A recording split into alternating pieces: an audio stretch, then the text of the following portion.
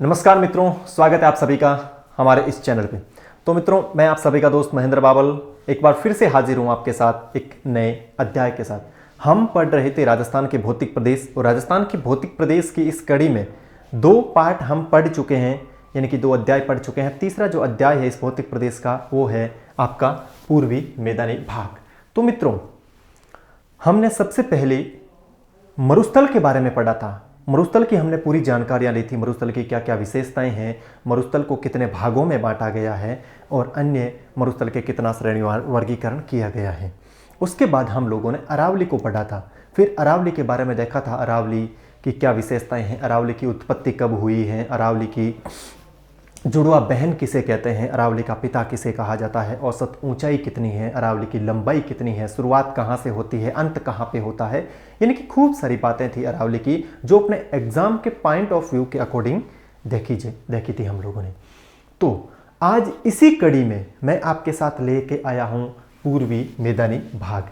अब मैं इस पूर्वी मैदानी भाग की बात करूँ मित्रों, तो पूर्वी मैदानी भाग यानी कि आपको एक मैप में दिख रहा होगा, यानी कि ये सबसे पहले जो आपको दिखाई दे रहा है ये वाला, इसके इस साइड का, यानी कि ये जो भाग आपको दिखाई दे रहा है ये वाला, ये सबसे पहले हम लोगों ने देखा था पश्चिमी मरुस्थलीय प्रदेश। उसके बाद में आपको जो ये थोड़ा सा हल्का गहरे रंग का दिखाई देता है, इस ग्रीन के इस साइड वाला जो पार्ट दिखाई दे रहा है ये वाला, ये थी अपनी अरावली पर्वतीय प्रदेश, यानी कि पूरा इसका नाम बोलो मध्यवर्ती अरावली पर्वतीय प्रदेश। और जो आपको ग्रीन वाला पार्ट जो दिखाई दे रहा है, जो ग्रीन वाला जो आपको पार्ट दिखाई दे रहा है, उस ग्रीन वाले पार्ट की मैं बात करूं तो जो ग्रीन वाला पार्ट है ये वाला है आपका कौन सा, ये वाला है आपका पूर्वी मैदानी भाग। ये आपका है पूर्वी मैदानी भाग। और इस पूर्वी मैदानी भाग को आज हम पढ़ने वाले हैं श्रेणीवार वर्गीकरण करके। तो सबसे पहले ये तो था आपका मरुस्थल,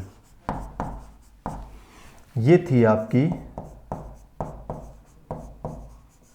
अरावली, और ये वाला पूर्वी मैदानी भाग, और ये वाला है आपका हाड़ौती का पठार, हाड़ौती का पठार। अब इस मैदानी भाग की मैं बात करूं तो मैदानी भाग किन किन जिलों में विस्तृत हैं।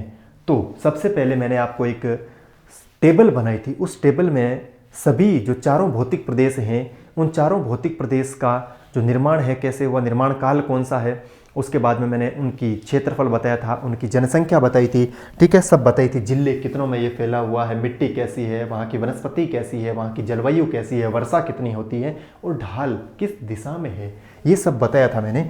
तो उसी कड़ी में यहाँ पे 10 जिलों में मुख्य रूप से फैला हुआ है, ठीक है। ये 10 कौन कौन से जिले हैं मैं एक एक करके आप सभी के साथ साझा करने वाला हूं, ठीक है। तो अब अपना जो पूर्वी मैदानी भाग है, इस पूर्वी मैदानी भाग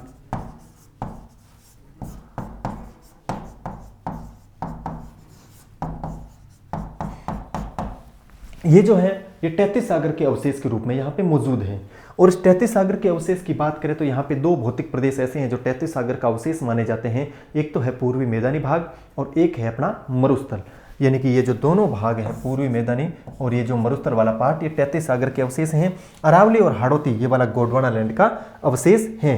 इस पूर्वी मैदानी भाग में आगे हम देखने वाले हैं कि इसका निर्माण कैसे हुआ है मित्रों, ठीक है। तो सबसे पहले मैं आपको बता देना चाहता हूँ कि जो पूर्वी मैदानी भाग का है उसका जो निर्माण हुआ है वो हुआ है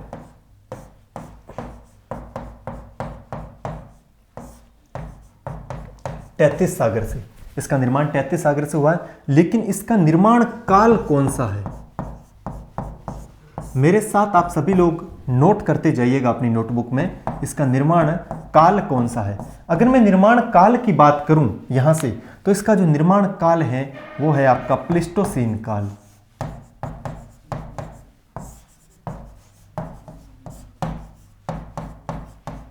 प्लीस्टोसीन काल, यानी कि प्लीस्टोसीन काल के अंदर ये निर्मित हुआ है।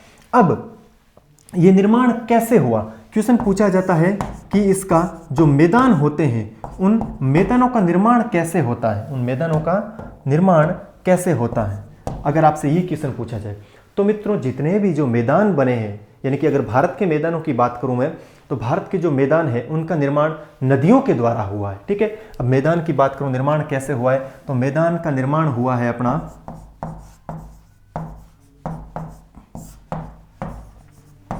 नदियों द्वारा लाए गए जलोढ़ अवसादों से। अब ये जलोढ़ अवसाद क्या होते हैं? जो छोटे छोटे कण होते हैं उनसे, जलोढ़ अवसादों से निर्मित हुआ है। अब मैं मैदान की बात करूं कि मैदान के कितने भाग हैं या मैदान को कितने भागों में बांटा गया है। ठीक है मित्रों, तो मैदान के जो भाग हैं उनमें भाग की बात करूं तो मैदान के दो भाग होते हैं। दो कौन कौन से होते हैं? दो में एक भाग तो आपका होता है खादर और एक होता है बांगर। ठीक है, इस बांगर को हम बांगड़ के नाम से भी जानते हैं। इस बांगर को बांगड़ के नाम से भी हम जानते हैं, ये भी ध्यान रखना। खादर और बांगर क्या होते हैं? खादर और क्या होते हैं बांगर? ये भी कई बार पूछ लिया जाता है एग्जाम के अंदर कि जो मैदान होते हैं उन मैदान का जो नवीन मैदान होते हैं, नवीन या नए मैदान होते हैं, नवीन मैदान कहो या फिर नवीन जलोढ़ मिट्टी से निर्मित मैदान होते हैं, वो खादर कहलाते हैं। या फिर जो निम्न मैदान होते हैं, जो नवीन मैदान कह सकते हैं,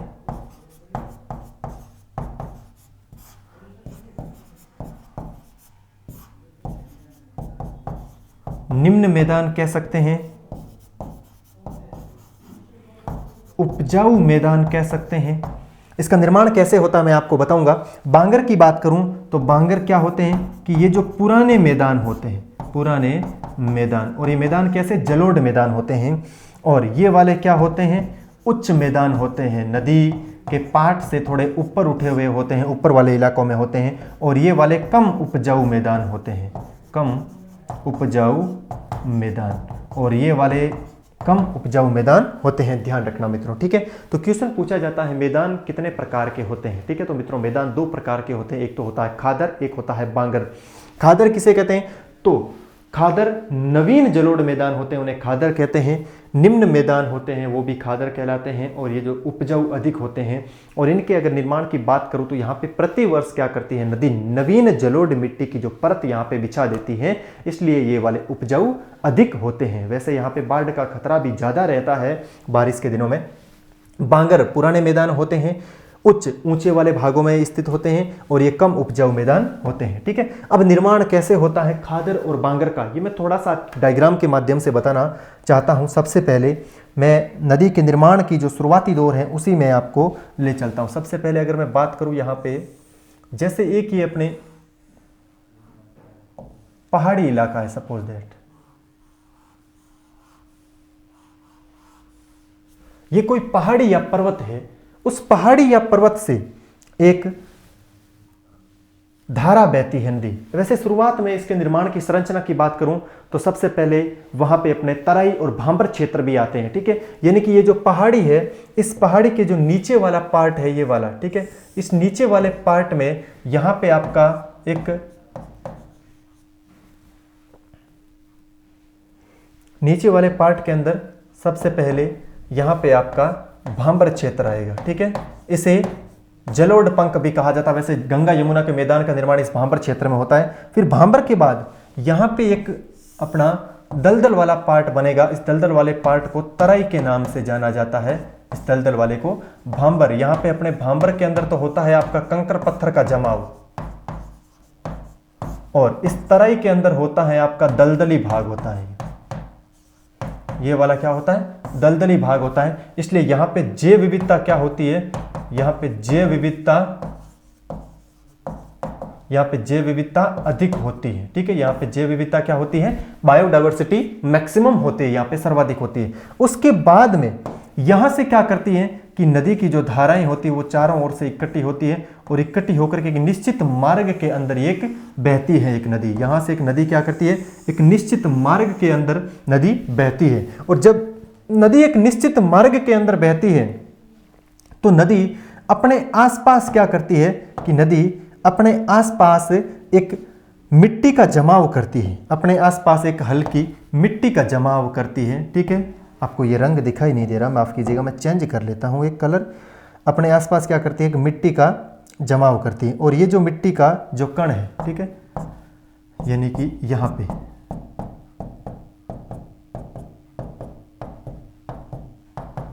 और ये जो पास पास वाली ये जो मिट्टी की परत है, ये वाली तो आपके कहलाती है खादर। यानी कि ये जो मैदान जस्ट नदी के बिल्कुल पास वाले जो मैदान है वो वाले आपके खादर कहलाते हैं।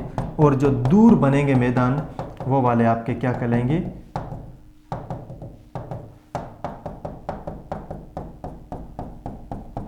वो वाले आपके बांगर कहलाएंगे। तो ये जो मैदान आपको नजर आ रहे हैं मित्रों, ये वाले हैं आपके खादर। ये वाला भी कौन सा हुआ? खादर। ठीक है। और अब मैं बात करूं दूर वाले मैदानों की, तो ये जो मैदान है यहां पे अगर आपको नजर आएंगे, ये दूर वाले मैदान,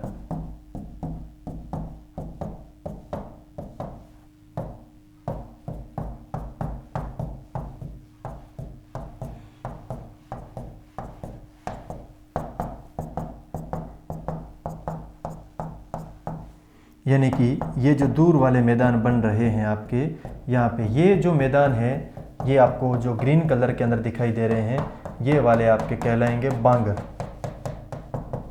ये वाले आपके क्या कहलाएंगे? तो ये वाले जो मैदान है ये वाले आपके कहलाएंगे बांगर। बांगर होते हैं पुराने मैदान और खादर होते हैं आपके नवीन मैदान। ये वाले आपके बांगर। खादर जो कि नवीनतम मैदान है और बांगर जो कि पुराने मैदान है। और यहाँ पे खादर वाले में नदी प्रतिवर्ष बाढ़ लेकर आती है और बांगर में प्रतिवर्ष नहीं लाती है, 5-7 साल बाद बाढ़ लेकर आती है। तो वहाँ पे मिट्टी का वो फैलाव होता है, तब तक 5-7 साल में मिट्टी वो पुरानी हो जाती है। तो ये वाले खादर तो सर्वाधिक उपजाऊ होते हैं और बांगर कम उपजाऊ होते हैं। फिर नदी क्या करती है? अंत के अंदर नदी निर्माण करती है डेल्टा का, और डेल्टा के बाद नदी अपना जो जल होती है वो सागर या समुद्र के अंदर गिरा देती है। ठीक है। इस प्रकार अपने ये मैदान की संरचना का निर्माण होता है। ये पूरी क्या है? ये वाली है आपकी मैदान की संरचना। मैदान की संरचना,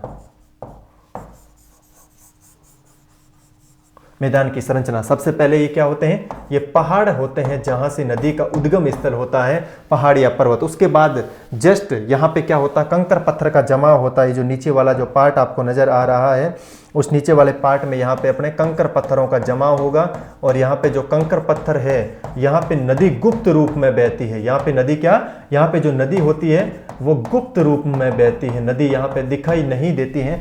उसके बाद में यहाँ पे ये जो नीचे वाला जो पार्ट है, ये जो नीचे वाला पार्ट है, यहाँ पे आपके क्या होगा? यहाँ पे अपने दलदली भाग होगा और इस दलदली भाग को कहते हैं तराई। और तराई सर्वाधिक यहाँ पे दलदल ज्यादा होगा और ज्यादा दलदल के कारण यहाँ पे पेड़ पौधे जीव जंतु ज्यादा होंगे। और भारत में ये जो पार्ट है, अगर सबसे पहले मैं बात करूं, ये शिवालिक हिमालय के नीचे वाला पार्ट है और नीचे वाले पार्ट को भांबर यानी कि इसे शिवालिक का जलोढ़ पंख के नाम से भी जाना जाता है। तो अपने मैदान की एक संरचना बताई है मैंने आपको। फिर वापस ये क्या करती है? ये वाली है अपनी नदी की मुख्य धारा और ये नदी अपने ऐसे चलती रहती। नदी के जस्ट पास वाला जो मैदान बनते हैं वो तो कहलाते हैं खादर और जो दूर मैदान बनते हैं वो कहलाते हैं बांगर। आगे नदी डेल्टा बनाती है और डेल्टा के बाद ये नदी अपना जल एक निश्चित धाराओं में बहा करके एक सागर या समुद्र में या कोई अन्य जो मुख्य नदी होती है उस धारा के अंदर डाल देती है। ठीक है मित्रों, तो चलते हैं आगे। फिर अपने बात करते हैं इस पूर्वी मैदान की विशेषता की।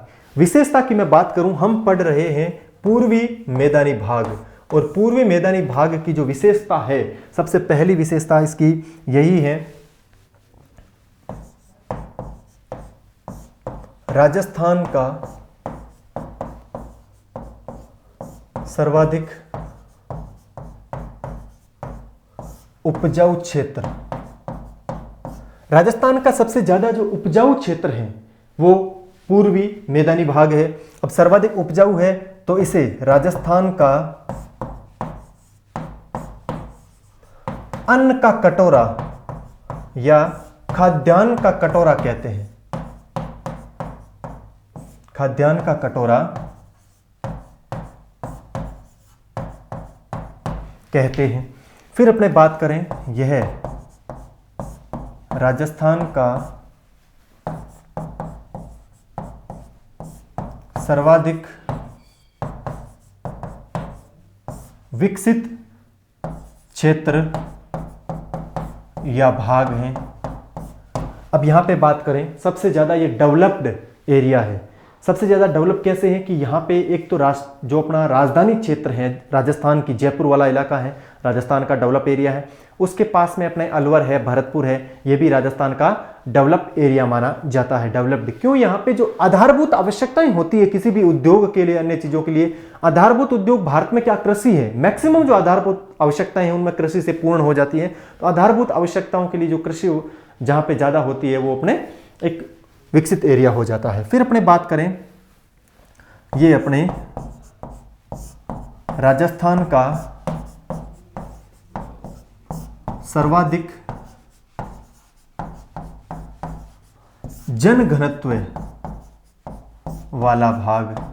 अब यहां पे मित्रों बात करें, यहां पे जो क्षेत्रफल है, अगर जनघनत्व की बात करूं मैं, तो यहां का जो क्षेत्रफल है वो तो है आपका 23%, यानी कि राजस्थान का 23% क्षेत्रफल पूर्वी मैदानी भाग में है। लेकिन यहां की जो जनसंख्या है, यहां की जो जनसंख्या है, तो मित्रों वो जनसंख्या यहां पे है 39%। इस प्रकार हम देखते हैं कि 23% क्षेत्र पर राजस्थान की 39% जनसंख्या निवास करती है, इसलिए यहां का जनघनत्व सबसे ज्यादा है। क्वेश्चन पूछा जाता है कि राजस्थान में सबसे ज्यादा जनघनत्व किस भौतिक प्रदेश का है, तो राजस्थान का सर्वाधिक जो जनघनत्व है वो पूर्वी मैदानी भाग का है, याद रखिएगा आप सभी लोग। उसके बाद में अगर मैं बात करूं सर्वाधिक जो जनघनत्व वाले जिले हैं, यानी कि यहां पे क्या है अपने सर्वाधिक जनघनत्व वाले जिले, तो आप सभी लोगों को पता होगा कि सबसे ज्यादा जनघनत्व किसका है? जयपुर का है, फिर अपने भरतपुर का है, उसके बाद अपने अलवर है, दौसा है। इन सभी जिलों का जनघनत्व भी क्या? सबसे ज्यादा है। तो आप सभी को यह भी याद रखना है मित्रों, ठीक है। तो अब अपने देखते हैं कि यहाँ की और क्या क्या विशेषताएं हैं। तो मैंने आपको बताया कि सबसे ज्यादा ये उपजाऊ क्षेत्र है, इसलिए इसे अन्न का कटोरा भी कहते हैं। सर्वाधिक ये विकसित क्षेत्र है। विकसित क्यों है? क्योंकि यहाँ का जो औद्योगिकीकरण है वो सबसे ज्यादा यहीं पर फैला हुआ है। फिर राजस्थान का सर्वाधिक जनघनत्व वाला पार्ट भी यही है। फिर अपने देखते हैं कि यहाँ की मिट्टी कैसी है। तो मित्रों यहाँ की जो मिट्टी है वो है जलोढ़ मिट्टी। कैसी है? जलोढ़ मिट्टी। तो जलोढ़ मिट्टी आपको पता होना चाहिए कि ये सर्वाधिक उपजाऊ होती है। फिर बात करते हैं उसके अलावा यहाँ पे अपने वनस्पति कैसी पाई जाती है। तो यहाँ की जो वनस्पति है वो आप सभी को पता होना चाहिए कि यहाँ पे अर्धशुष्क पर्णपाती वनस्पति पाई जाती है। अर्धशुष्क पर्णपाती वनस्पति यहाँ पे पाई जाती है। फिर उसके बाद हम बात करें यहाँ के अपना विस्तार कितने जिलों के अंदर है। तो मित्रों यहाँ का जो विस्तार है वो 10 जिलों में फैला हुआ है। और 10 जिले कौन कौन से हैं? तो 10 जिले अपने अजमेर हैं, अलवर है, भरतपुर है, भीलवाड़ा है, फिर अपना दौसा है, धौलपुर है, जयपुर है, करौली है, सवाई माधोपुर है, टोंक। ये तो 10 जिले हो गए। लेकिन इनके अलावा जो 56 का मैदानी भाग है जिसके अंदर अपना बांसवाड़ा, प्रतापगढ़ और डूंगरपुर वाला इलाका आता है, ये भी इसी का एक भाग माना जाता है। तो मुख्य रूप से 10 जिलों में ये विस्तृत है और उसके अलावा 3 आंशिक जिलों में भी ये फैला हुआ है। तो हम एक एक करके इसके बारे में देखेंगे कि ये कहां कहां पे इसका विस्तार है। तो हम लोग देख रहे थे कि यहाँ राजस्थान में जो पूर्वी मैदानी भाग है इसका विस्तार 10 जिलों में है, ठीक है। तो मैं आपको बताना चाहता हूं कि इसका जो विस्तार कहां कहां पे है। 10 जिले याद कैसे रखने हैं ये थोड़ा आपको अजीब लग रहा होगा, लेकिन बहुत आसान है, चिंता करने की बात नहीं है। अब 10 कौन कौन से जिले हैं इनमें देखते हैं। विस्तार कितने जिलों में?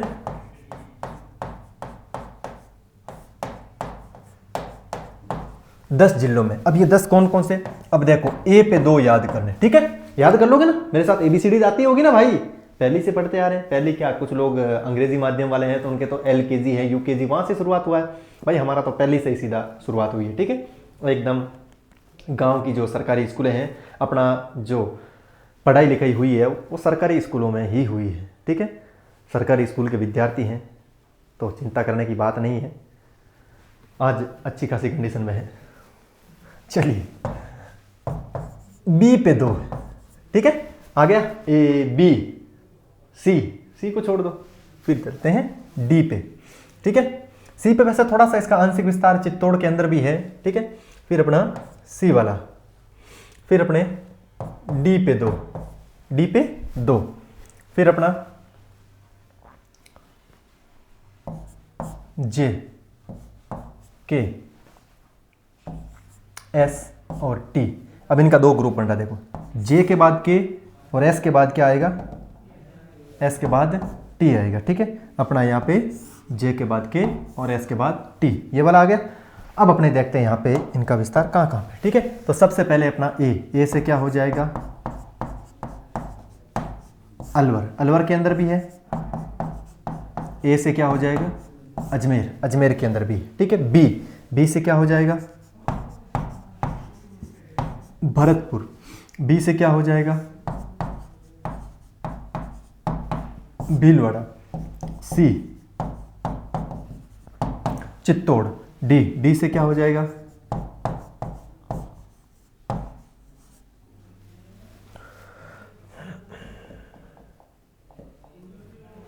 माफ कीजिएगा आप, डी वाला जो है उसको एक ही लो। ठीक है, जो डी है उसको एक ही लो, डी एक ही है। और एक डी कौन कौन सा है, तो इसमें अपने आ जाएगा दौसा। ठीक है, ए पे 2, बी पे 2, सी और सी के बाद डी। फिर जे की बात करें तो जे फॉर जयपुर, के फॉर करौली, एस फॉर क्या हो जाएगा,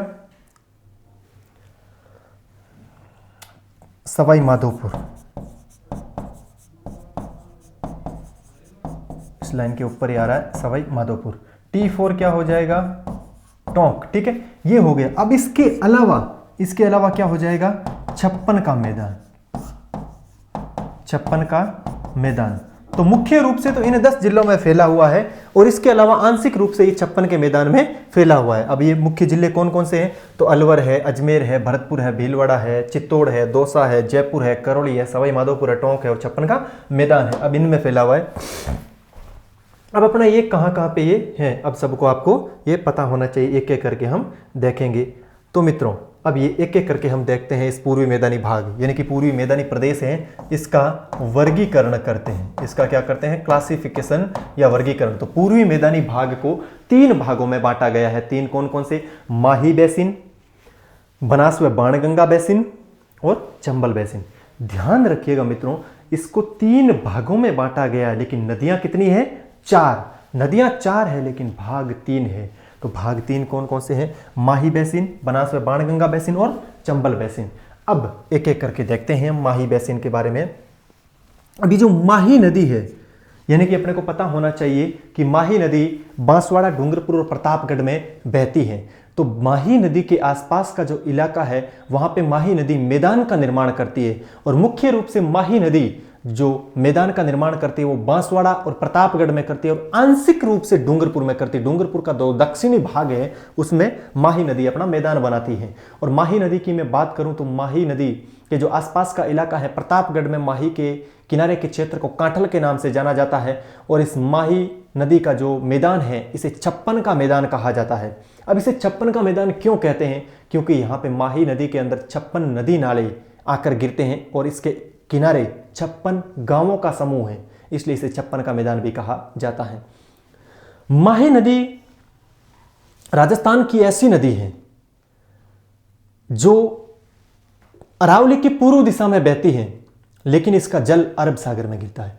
यानी कि अरावली के पूर्व दिशा की एक ही ऐसी नदी है जिसका जल अपने अरब सागर में गिरता है। बाकी सभी नदियों का जल बंगाल की खाड़ी के अंदर जाता है, ये आप याद रखना। हम नदी टॉपिक पढ़ेंगे, उस नदी टॉपिक के अंदर एक एक करके हम सभी पढ़ने वाले हैं। चलिए फिर बनास व बाणगंगा, यानी कि बनास नदी राजस्थान के 6 जिलों में बहती है। 6 जिले कौन कौन से, राजसमंद, चित्तौड़, भीलवाड़ा, अजमेर, टोंक, सवाई माधोपुर। अब इन 6 जिलों में बहती है और 6 जिलों में हम बात करें तो बनास बेसिन या बनास नदी को 2 भागों में बांटा गया है। एक तो दक्षिणी भाग जहां से ये सबसे पहले बहती है, राजसमंद, चित्तौड़, भीलवाड़ा, इसे मेवाड़ का मैदान कहा गया है। और एक उत्तर वाला भाग अजमेर, टोंक और सवाई माधोपुर, इसे मालपुरा, करौली का मैदान कहा गया है। अब यहाँ पे हम देखेंगे कि यहाँ पे मिट्टी कैसी पाई जाती है, यहाँ पे प्रमुख फसलें कौन सी हैं, इसके अन्य जो क्षेत्रीय नाम है वो क्या क्या हैं। फिर अपने बात करेंगे इसके बारे में।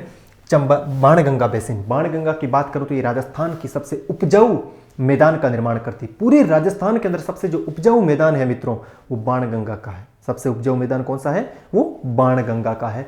और बाणगंगा की बात करें तो इसका जो उद्गम है वो बेराट की पहाड़ी जयपुर से होता है, नेशनल हाईवे 148 के ये पास बहती है और वहीं पे अपने निर्माण करती है। सबसे पहले जयपुर में निर्माण करती है, फिर उसके बाद ये दौसा में निर्माण करती है मैदान का, फिर अलवर में मैदान का निर्माण करती है, फिर आंशिक रूप से धौलपुर में मैदान का निर्माण करती है और ये भरतपुर के आसपास ये नदी विलीन हो जाती है। तो ये मुख्य रूप से जलोढ़ मिट्टी का निर्माण बाणगंगा ही करती है। फिर चंबल बेसिन, चंबल बेसिन की बात करूँ तो चंबल वैसे तो 6 जिलों में बहती है चंबल, लेकिन मैदान का निर्माण ये 5 जिलों में ही करती है। ठीक है, मैदान 5 किन में, तो कोटा, बूंदी और उसके बाद ये अपने सवाई माधोपुर, करौली और धौलपुर, इन 5 जिलों के अंदर ये मैदान का निर्माण करती है। और राजस्थान में सबसे ज़्यादा जो बेडलैंड एरिया का निर्माण करती है, यानी कि जो अपना बेडलैंड या खराब एरिया है या उबड़ खाबड़ इलाका है, उस उबड़ खाबड़ इलाके का निर्माण ये चंबल करती है। इसलिए चंबल का जो क्षेत्र है वो डाकुओं के लिए प्रसिद्ध है और इस क्षेत्र के आसपास जो अपने गहरे गड्ढे पाए जाते हैं नदी के कटाव के कारण, जल के कटाव से, तो उन्हें बीहड़ कहा जाता है स्थानीय भाषाओं में। यहाँ से अक्सर क्वेश्चन पूछे जाते हैं कि चंबल के द्वारा निर्मित जो स्थल आकृतियां हैं उन्हें किस नाम से जाना जाता है, तो उन्हें स्थल आकृतियों को स्थानीय भाषा में बीहड़ कहा जाता है। और यहाँ का एक स्थानीय क्षेत्र है डांग। ठीक है, स्थानीय क्षेत्र यहाँ पे कहते हैं कि एक डांग नाम की जाति भी पाई जाती है, इसलिए इस क्षेत्र को डांग या डाकू क्षेत्र कहते हैं। और डाकुओं की शरण स्थली भी है, खूब सारी मूवीज हैं उनमें चंबल के बीहड़ों का दृश्य आजमाया गया है। तो मैं आपको बताऊंगा, जब ये पढ़ेंगे तब मैं आपको भी याद आएगी। तब तक आप सोचिए कौन सी मूवी के अंदर आपने चंबल के बीहड़ देखे हैं। और यहाँ के जो डाकू है पूरे भारत के अंदर प्रसिद्ध हैं। तो चलिए एक एक करके हम चलते हैं। सबसे पहले माही बेसिन। माही बेसिन की बात करें तो राजस्थान के दक्षिण वाले भाग के अंदर ये बहती है। ये रही आपकी 1 नंबर माही बेसिन। अब ये हल्का सा मैं आपको बता देना चाहता हूं कि बेसिन किसे कहते हैं। एक शब्द आया है यहाँ पे बेसिन। अक्सर इस बेसिन शब्द का प्रयोग हम करते रहते हैं। कहाँ पे? अपने घर में सुबह सुबह हम, या फिर सुबह सुबह उठते ही हम क्या धोते हैं? मुंह। और मुंह धोने से पहले हम लोग क्या धोते हैं? अपने हाथ। ठीक है, और कोरोना काल में तो हम लोगों ने खूब सारे हाथ धोए थे, आप सबको पता होगा। ठीक है, खूब सारे, जैसे वो वाले हाथ धोना वाला। ठीक है, वैसे ये मैं नहीं कहता कि आपने नौकरी से हाथ धोए, खूब सारे लोगों ने धोए भी हैं वो भी। ठीक है, लेकिन हैंड वॉश लगा के पूरे दिन हम लोग हाथ ही हाथ धोते थे। तो हाथ किस में धोते थे? बेसिन के अंदर। और वो बेसिन कौन सा था? Wash basin. कौन सा था? Wash basin. तो वही उसी आकृति का जो भाग बनता है उसे बेसिन कहते हैं, याद रखना। ठीक है, यानी कि अपने ये इस टाइप का होता है, दोनों ओर से ऊपर उठा हुआ होता है और बीच में गड्ढा, यानी कि बीच में थोड़ा नीचे रहता है और यहां से एक पानी जाने का एक नल लगा हुआ होता है। तो नदी में भी सेम ऐसा ही होता है कि जो साइड का जो इलाका होता है वहाँ से ये जो जल है ये यहाँ पे बीच वाले इलाकों में आता है और बीच वाले इलाका में आकर के यहाँ एक नली होती है, उसके माध्यम से ये जल आगे चला जाता है, इसलिए इसे बेसिन कहा जाता है। और इसके आसपास का जो यहाँ पे अपने बेसिन के आसपास यहाँ पे क्या बनता है? ये मैदान बनता है। ठीक है, इसलिए इसे माही बेसिन के नाम से जाना जाता है। कोई भी नदी हो उसके पास का मैदान, आसपास के मैदान को बेसिन के नाम से जाना जाता है। चलिए आगे चलते हैं। हाँ जी, तो हम पढ़ रहे थे माही बेसिन। अब माही बेसिन की बात करें तो माही बेसिन कहाँ पे है? आपको याद, ये दिख रहा होगा यहाँ पे, ये जो आपको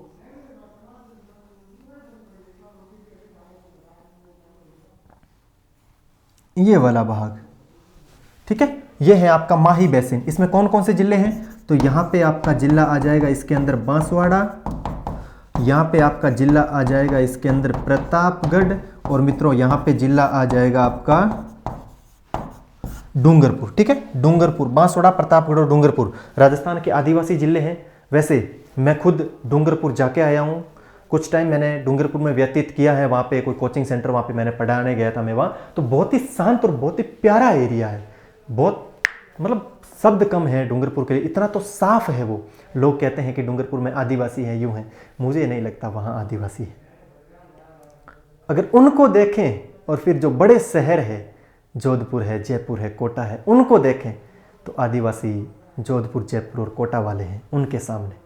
हकीकत कह रहा हूँ, इतना साफ, इतना क्लीन एरिया है। वहाँ की रोडें और वहाँ की जो पेड़ पौधे, इलाके बहुत व्यवस्थित है, बहुत व्यवस्थित शहर है। ठीक है, इतना अपने जयपुर भी नहीं है जितना एक छोटा सा शहर है डूंगरपुर सिटी।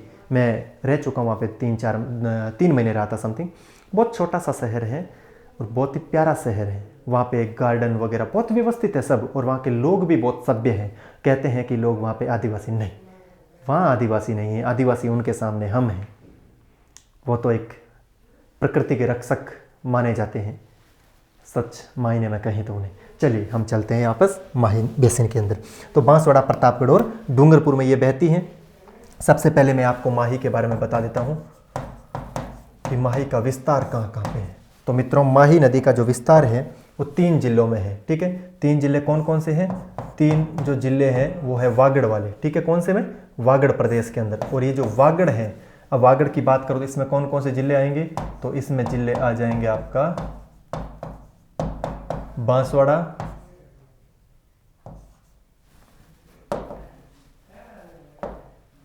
प्रतापगढ़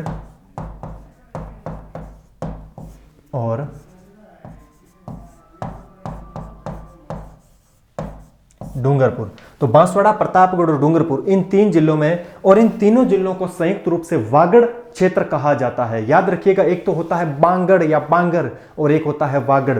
तो बांगड़ या बांगर जो पाली, जोधपुर, नागौर, यहाँ पे जो पुरानी मिट्टी वाला जमाव क्षेत्र है, इन्हें बांगड़ प्रदेश के नाम से जाना जाता है। और जो वागड़ प्रदेश है, वागड़ प्रदेश राजस्थान का जो दक्षिणी भाग है, बांसवाड़ा, डूंगरपुर और प्रतापगढ़, इन्हें वागड़ कहा जाता है। फिर अपने बात करते हैं यहाँ पे मिट्टी की। यहाँ पे मिट्टी कैसी पाई जाती है? यहाँ पे मिट्टी कैसी पाई जाती है? तो यहाँ पे मिट्टी की बात करूं तो यहाँ पे मिट्टी पाई जाती है लाल, और जो लाल मिट्टी होती है, ठीक है, लाल चिकनी मिट्टी होती है, इसे रेड लोमी भी कहा जाता है। लाल चिकनी, या इसे कहा जाता है आपके रेड लोमी मृदा, लाल चिकनी या रेड लोमी। फिर बात करते हैं यहाँ पे अपने फसल कौन कौन सी होती है प्रमुख।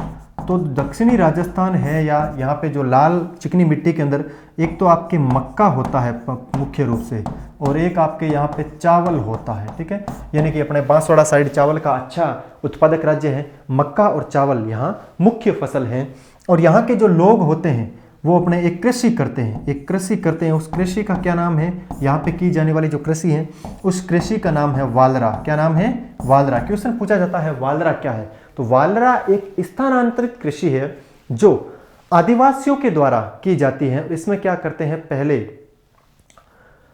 पहाड़ी या फिर जो मैदानी भाग होता है उसमें जो पेड़ होते हैं उस पेड़ को काटा जाता है, पेड़ों को, फिर उन्हें जलाया जाता है और उनसे जो राख होती है उस जमीन के अंदर उसे मिला दिया जाता है और फिर वहाँ पे खेती की जाती है। उसके बाद 5-7 साल बाद वो उपजाऊपन उसमें कम हो जाता है, तो फिर वापस स्थान को परिवर्तित कर लिया जाता है, उस स्थान का अंतरण कर लिया जाता है और फिर इसी प्रोसेस के अंदर वापस ये कृषि की जाती है। इसलिए इसे बार बार ये स्थान बदल बदल कर कृषि की जाती है, इसलिए इसे स्थानांतरित कृषि के नाम से जाना जाता है, वालरा।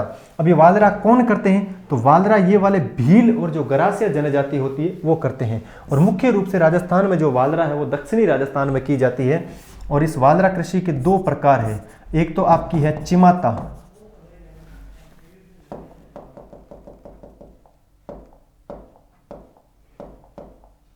जो आपकी वालरा है, इस वालरा कृषि के 2 प्रकार हैं।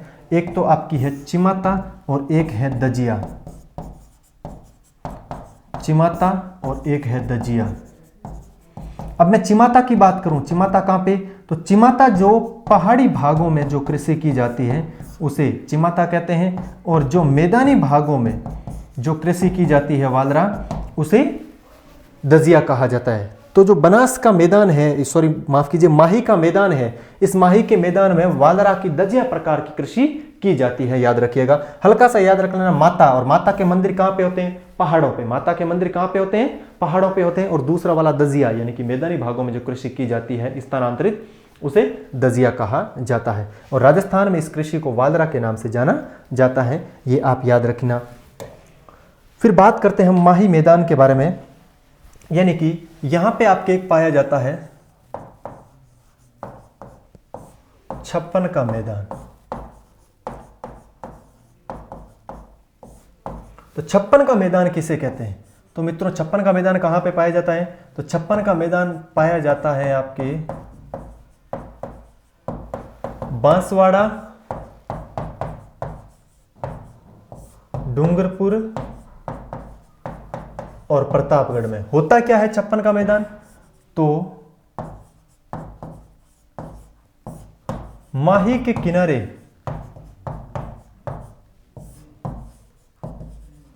स्थित 56 कौन सा 56 वाला, माही के किनारे स्थित 56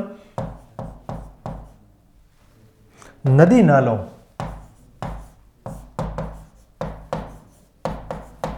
तथा 56 गांवों का समूह।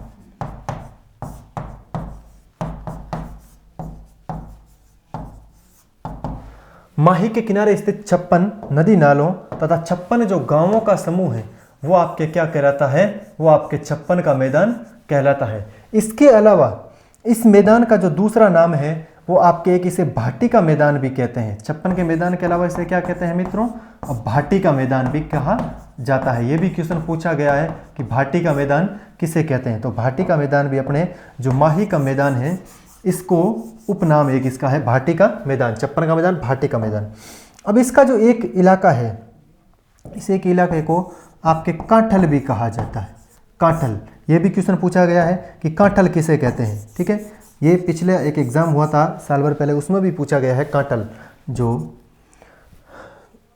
रीट की मुख्य परीक्षा, रीट का जो प्रथम परीक्षा थी, प्रारंभिक परीक्षा, उस परीक्षा के अंदर ये क्वेश्चन पूछा गया है कि माही नदी के किनारे के स्थित क्षेत्र को किस नाम से जाना जाता है, तो कांठल कहा जाता है। तो कांठल कहाँ कहते हैं, तो कांठल इसे कहा जाता है प्रतापगढ़ में या प्रतापगढ़ व बांसवाड़ा में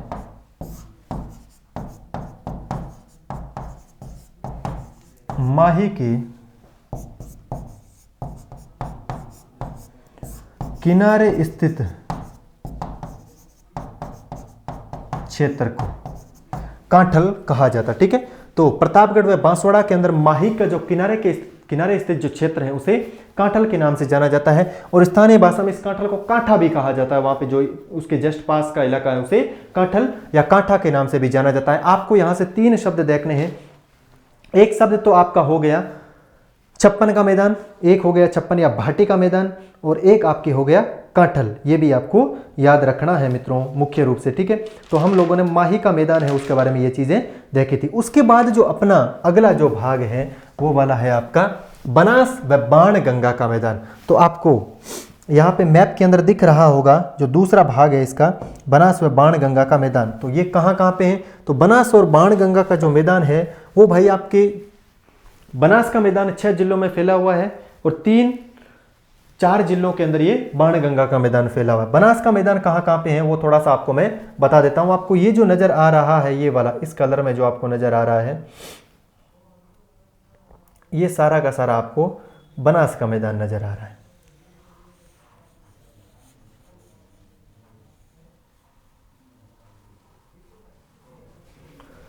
चलिए, अब बनास का मैदान कहाँ कहाँ पे है, तो बनास का मैदान सबसे पहले बनास नदी निकलती है राजसमंद से, फिर उसके बाद ये जाती है चित्तौड़, फिर ये भीलवाड़ा के अंदर ऐसे जाती है, फिर उसके बाद ये वाली आपके जाती है यहाँ पे अपने अजमेर के अंदर, फिर वापस जाती है ये टोंक के अंदर, और फिर वापस ये वाली आपकी जाती है सवाई माधोपुर के अंदर। कहाँ जाती है, सवाई माधोपुर के अंदर। यानी कि राजस्थान के ये 6 जिलों में बनास नदी बहती है। सबसे पहले यहाँ राजसमंद, राजसमंद से चित्तौड़, चित्तौड़ से भीलवाड़ा, भीलवाड़ा से अजमेर, अजमेर से टोंक, टोंक से सवाई माधोपुर, सवाई माधोपुर के बाद ये वाली ये नदी इस सवाई माधोपुर में यहाँ पे मिल जाती है चंबल में। किस में मिल जाती है, यानी कि नीचे से यहाँ से एक चंबल नदी आती है राजस्थान में, जो चंबल के अंदर ये वाली यहाँ पे रामेश्वरम घाट सवाई माधोपुर में चंबल में मिल जाती है, और फिर चंबल आगे जा करके आपकी यमुना में मिल जाती है। यानी कि ये तो है आपकी चंबल नदी, और ये जो मैंने आपको यहाँ पे डायग्राम बनाया है ये वाली है आपकी बनास नदी। तो बनास नदी के किनारे जहाँ पे ये बहती है उसके आसपास ये एक मैदान का निर्माण करती है, और ये बनास का बेसिन कहलाता है। बनास बेसिन या बनास नदी का मैदान क्षेत्र कहलाता है। अब इसकी क्या क्या विशेषताएं हैं ये हम एक एक करके पढ़ने वाले हैं। बनास नदी की हम बात करें तो जो बनास नदी का जो विस्तार है मित्रों, बनास नदी का जो विस्तार है वो राजस्थान के 6 जिलों में ये पाया जाता है। उसके बाद जो इसका दूसरा वाला जो भाग है ये आपको ऊपर से दिखाई दे रहा होगा, ये वाला ये आपका बाण गंगा का विस्तार है। वो तो हो गया बनास का, और ये वाला हो गया बाण गंगा का। तो इसमें मैं बनास बेसिन की बात करूं तो इसे 2 भागों में बांटा गया, एक बनास और एक बाण गंगा का बेसिन। तो इस दूसरे भाग का पहला जो बिंदु है वो ले रहा हूं मैं सबसे पहले यहाँ पे, और जो पहला बिंदु है वो आपका होगा बनास बेसिन।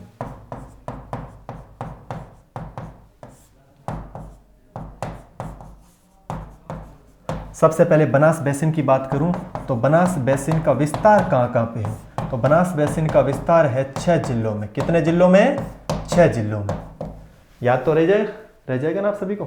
बहुत आसान है, मैं बहुत लो लेवल से पढ़ा रहा हूँ आपको, बहुत सटीक और सिंपल भाषा में आपको पढ़ा रहा हूँ, ठीक है?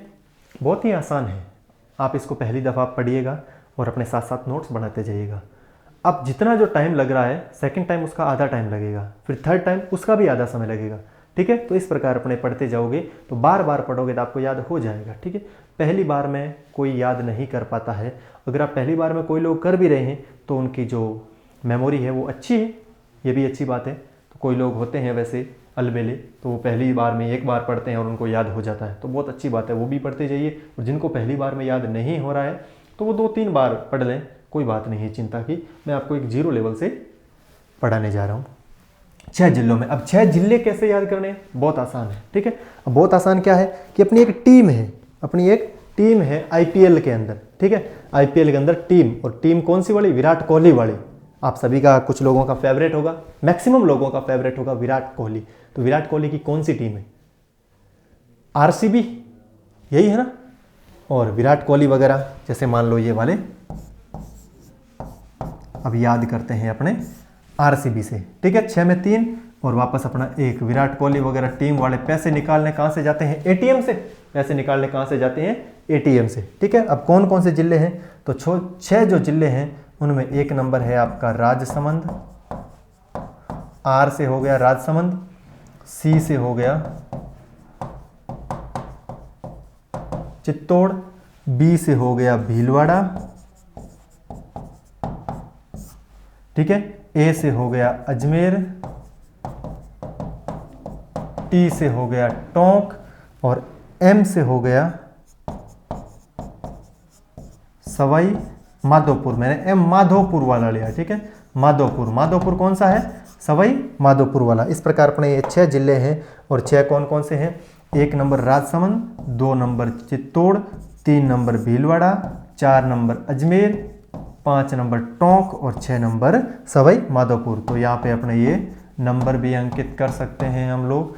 तो ये रहे आपके विस्तार इन 6 जिलों के अंदर।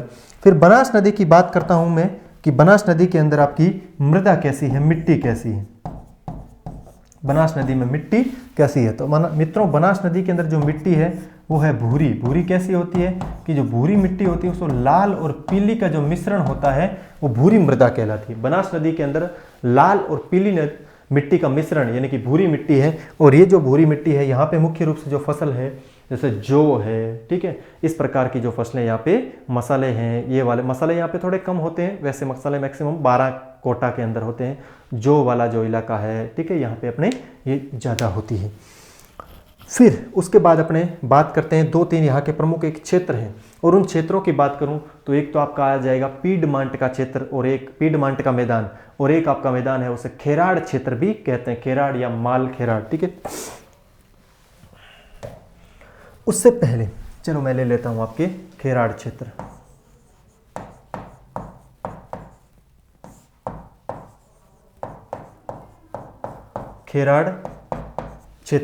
खेराड़ क्षेत्र कहां पे आता है?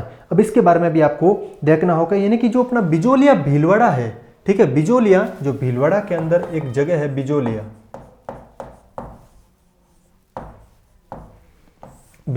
ये कहां पे है? भीलवाड़ा से देवली कहां पे? टोंक। देवली एक छावनी थी, ठीक है? टोंक तक का, यानी कि खेराड़ क्षेत्र बिजोलिया भीलवाड़ा से लेकर के देवली टोंक तक का जो क्षेत्र है वो एक खेराड़ या माल खेराड़ के नाम से जाना जाता है, जो बनास के मैदान के अंदर आता है। और एक आपका जो क्षेत्र है उसका नाम है आपके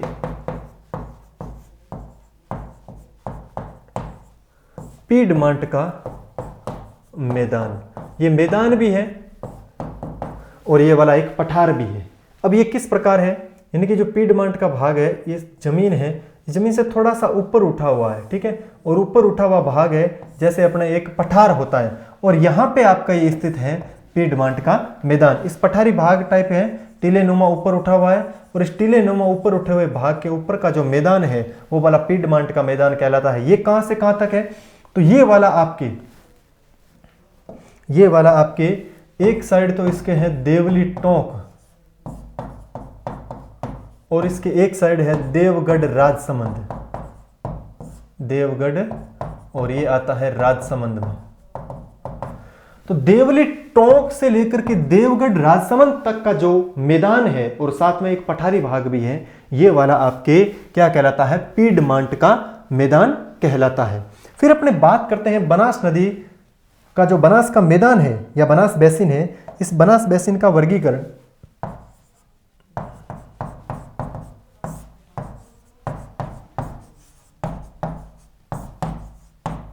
बनास बेसिन का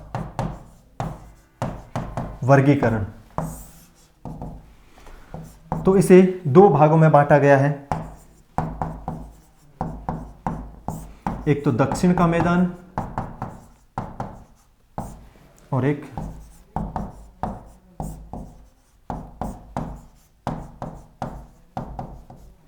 उत्तर का मैदान। अब ये जो दक्षिण का मैदान है, इस दक्षिण के मैदान को मेवाड़ का मैदान कहते हैं, और इस उत्तर के मैदान को मालपुरा करौली का मैदान कहते हैं, मालपुरा करौली का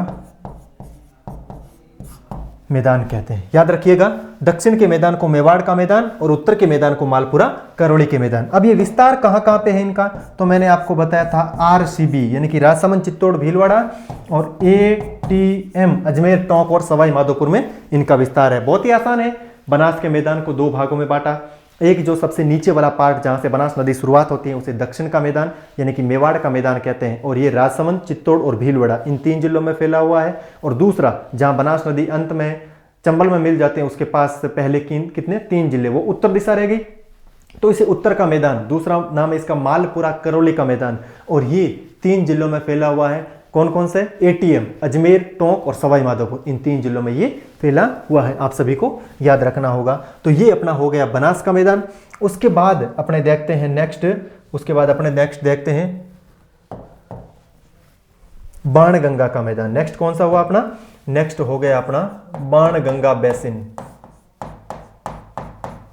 बाणगंगा का मैदान, यानी कि ये दूसरे का भाग जो 2 है, दूसरे का जो भाग सेकंड है, ये वाला अपना हो जाएगा बाणगंगा का मैदान।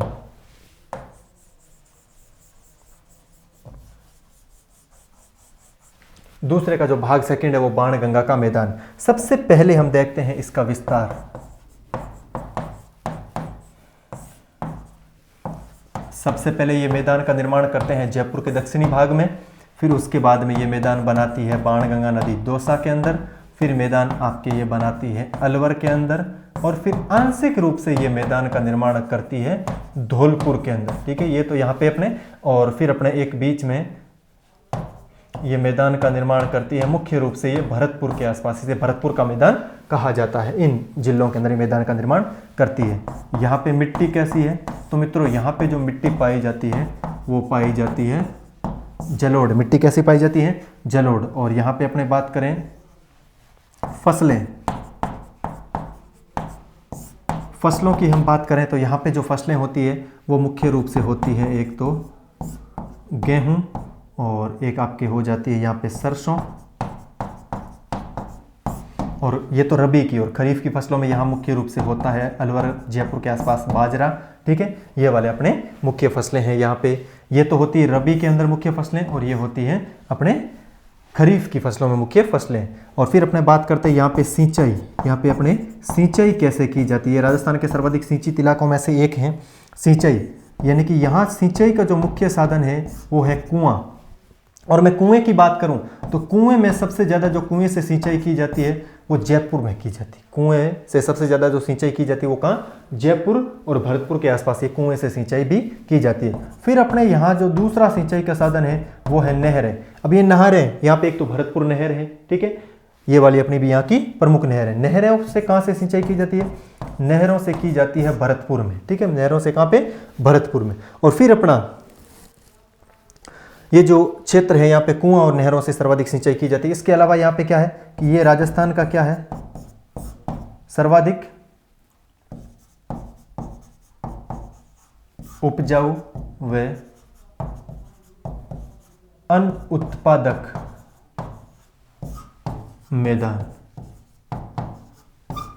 सर्वाधिक उपजाऊ और सर्वाधिक अन्न उत्पादक जो मैदान है राजस्थान का, वो बाणगंगा का मैदान ही कहलाता है। और बाणगंगा का जो उद्गम है वो बैराट की पहाड़ी से होता है। अपने बैराट की पहाड़ी जयपुर से उद्गम इसका होता है। हम नदियों में ये चीज़ें पढ़ेंगे। उसके बाद अगर मैं बात करूं यहाँ पे नेक्स्ट की, तो नेक्स्ट अपना आता है तीसरा और अंतिम जो भाग है वो है चंबल का बेसिन। और चंबल के बेसिन, ये जो आपको नजर आ रहा होगा इस साइड का ये जो भाग है वो बड़ा अपना चंबल का बेसिन कहलाता है। चंबल के बेसिन में कौन कौन सा आएगा, तो मित्रों चंबल का जो बेसिन है, इस चंबल के बेसिन के अंदर आपके कोटा, बूंदी, सवाई माधोपुर, करौली और धौलपुर, ये वाले जो क्षेत्र हैं इसके अंदर आएंगे, ठीक है। अब अपने एक एक करके देखते हैं इसका विस्तार कहाँ पे है। सबसे पहले अपने देखते हैं, वैसे चंबल नदी 6 जिलों में बहती है, लेकिन मैदान का निर्माण 5 जिलों में ही करती है, क्योंकि चित्तौड़ में सबसे पहले जहाँ से बहती है वो पूरा पहाड़ी इलाका है। भैंसरोडगढ़ चित्तौड़ से बहती है और भैंसरोडगढ़ पूरा पहाड़ी इलाका है, वहाँ किसी भी प्रकार के मैदान का निर्माण नहीं करती है। मित्रों आपको याद होना चाहिए। तो विस्तार कितने जिलों में, 5 जिले। 5 कौन कौन से हैं, तो 5 जिले ये आपके हो गए कोटा, बूंदी,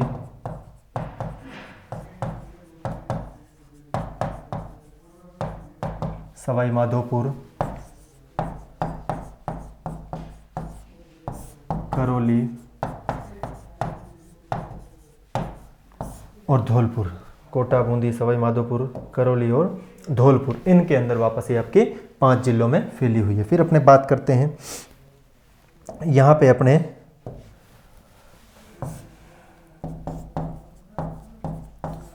मिट्टी की। यहाँ पे मिट्टी कैसी है, तो यहाँ पर भी मिट्टी है वो आपको नजर आएगी जलोढ़ कुछ जगह, और कुछ जगह आपको नजर आएगी मध्यम काली प्रकार की। जलोढ़ और काली प्रकार की यहाँ पे मिट्टी नजर आएगी।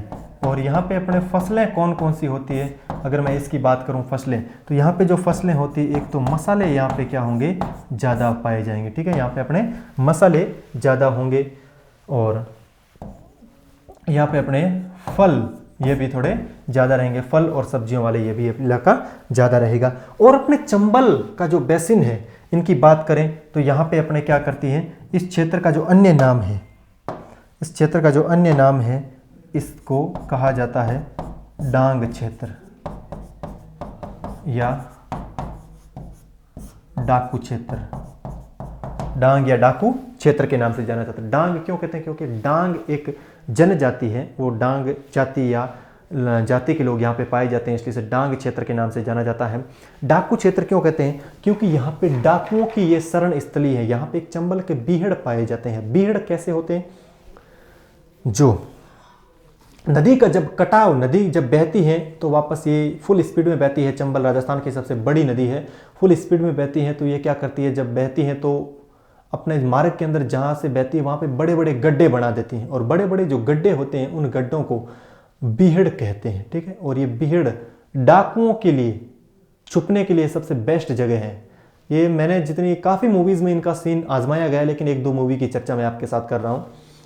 एक तो अपने भारत की सबसे प्रसिद्ध फिल्म है शोले, अमिताभ बच्चन और धर्मेंद्र की। उस शोले मूवी में जय और वीरू होते हैं, और साथ में एक कैरेक्टर होता है किसका, गब्बर का, और एक होता है ठाकुर का।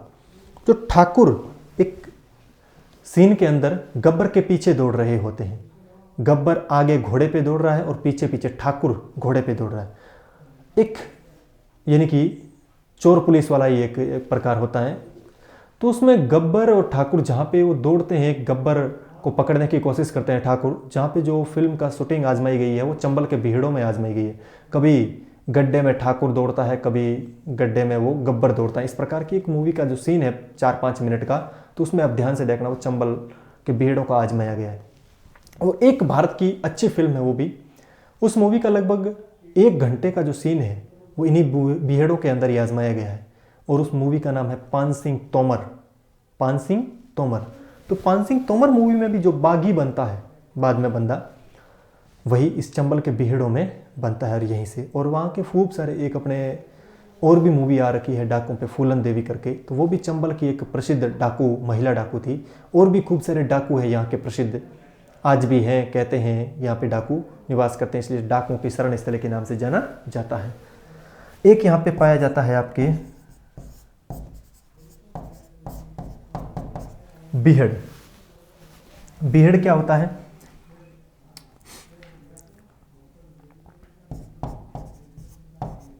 ये गहरे गड्ढे होते हैं, गहरे व लंबे गड्ढे जो चंबल के बहाव से निर्मित हुए। गहरे या लंबे गड्ढे जो चंबल के बहाव से निर्मित हुए हैं, उन्हें अपने बीहड़ कहा जाता है। फिर अपने राजस्थान में बात करें,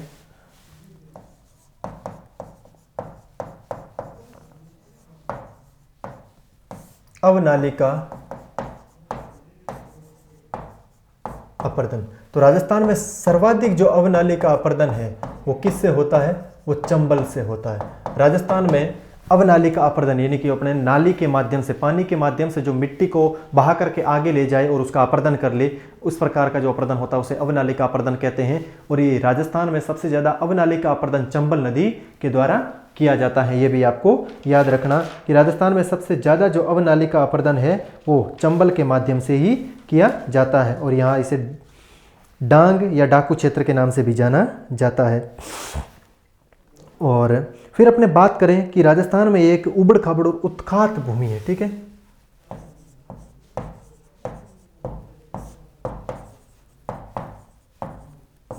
उबड़ खाबड़, उत्खात या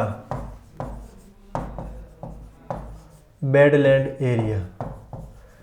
उबड़ खाबड़, उत्खात या बेडलैंड एरिया है जिसका निर्माण भी कौन करती है? चंबल नदी करती है। फिर अपने बात करते हैं कि राजस्थान में सबसे ज्यादा यहाँ पे सर्वाधिक अवनालिका अपर्दन कहाँ पे है? सर्वाधिक